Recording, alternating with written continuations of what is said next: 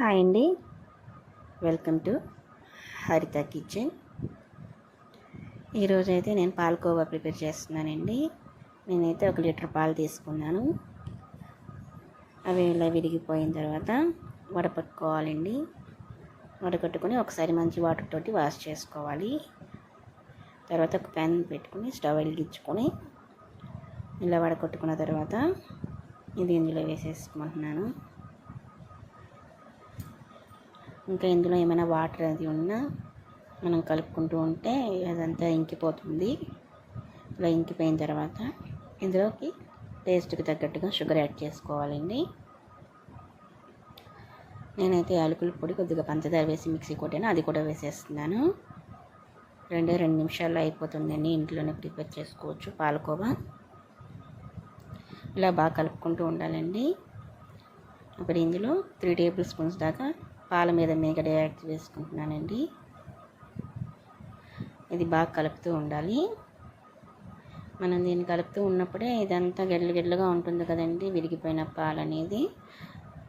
ఇలా మనం కలుపుకుంటూ ఉండడం వల్ల అదంతా మనం పాలకోవా ఎలా అయితే ఉంటుందో అలా వచ్చే వరకు మనం గరిటెతోటి బాగా కలుపుకుంటూ ఉండాలి. ఇప్పుడు ఇందులో 2 టేబుల్ స్పూన్స్ నెయ్యి యాడ్ చేశానండి. ఒకసారి షుగర్ అది సరిపోయిందో లేదో చూసుకొని చాలిపోతే యాడ్ చేసుకోవచ్చు. ఇలా నెయ్యి కొంచెం సపరేట్ అవుతుంది అంటే పాలకోవా అయితే రెడీ అయిపోయినట్టేనండి. కొంచెం కలర్ చేంజ్ అయిన తర్వాత వేరే బౌల్లోకి కొంచెం నెయ్యి రాసి అందులో వేసుకుంటే పాలకోవా రెడీ అయిపోతుందండి. ఆల్రెడీ మన కలర్ అయితే చేంజ్ అవ్వటం మొదలైంది.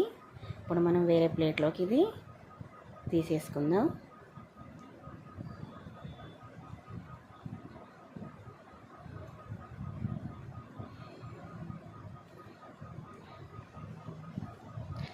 ఇలా తీసేసుకున్నాక ఒకసారి గరిటెతో అలా ప్రెస్ చేసి బాగా చల్లారనివ్వాలండి. పూర్తిగా చల్లారిన తర్వాత ముక్కలుగా కట్ చేసుకుని దీని మీద బాదం పప్పుతో గార్నిష్ చేసుకుంటే మన పాలకోవా రెడీ అయిపోయిందండి. నేనైతే ఇది పూర్తిగా చల్లారేదాకా ఆగలేదు, ముందుగానే కట్ చేసేసాను. మా పిల్లలకి టైం అయిపోతుంది, తినేసి వెళ్తామన్నారు ట్యూషన్కి. కానీ పర్ఫెక్ట్గా వచ్చిందండి టేస్ట్. అది మాత్రం తప్పకుండా ట్రై చేయండి. Thank you so much for watching. నా వీడియో కనుక మీకు నచ్చినట్టయితే నా ఛానల్ని సబ్స్క్రైబ్ చేసుకోండి. అలాగే వీడియోకి ఒక లైక్ చేయండి. Thank you so much for watching.